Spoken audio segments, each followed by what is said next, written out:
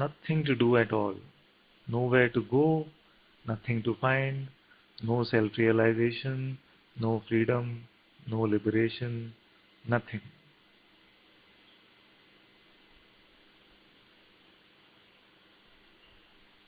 If all of these were seen as just concepts and were dropped, then what remains now?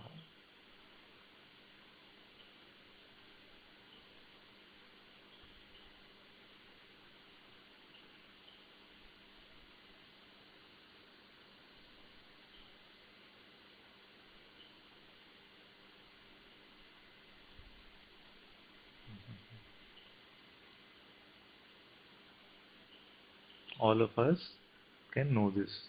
Suppose I was to say that freedom was just a concept, liberation was just a concept, realization was just another concept. There's nowhere to go, nothing to do at all. Everything is being taken care of itself. Then what remains?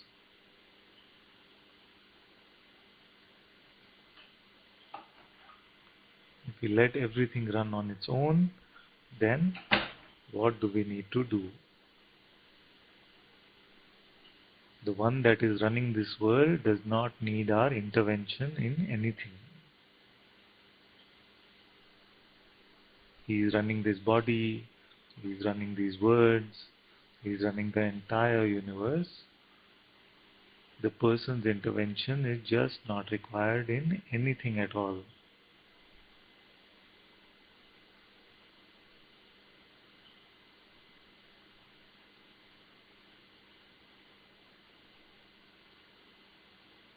No doing, no not doing, nothing at all. Just this beautiful neutrality of nothing at all.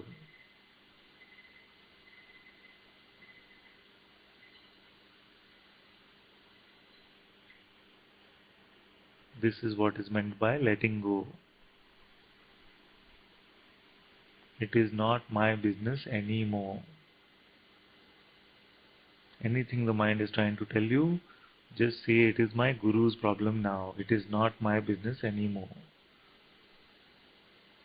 That is what is meant by surrender to the guru. It is not surrender to the guru to just say the words that I surrender and then continue to want to run your life. That is a momentary surrender. True surrender means I surrender to you, the Sadguru, and my life is your problem now. Run it the way you want. All experiences are yours, all doing is yours. It's said in our scriptures that Tvam Karta, Tvam Bhokta. That means you are the doer and you are the experiencer. Not half-half. Not half-half, not a variation of this. Complete surrender. You are the doer and you are the experiencer.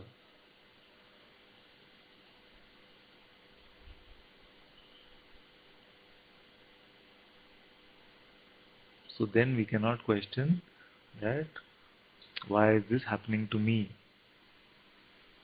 I surrender to you, but please tell me why this is happening to me.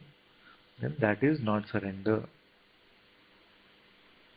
Even the experiencer must be surrendered.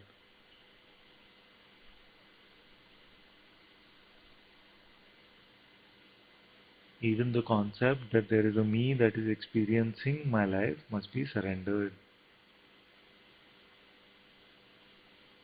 Because now if I am the doer, then I am the experiencer also.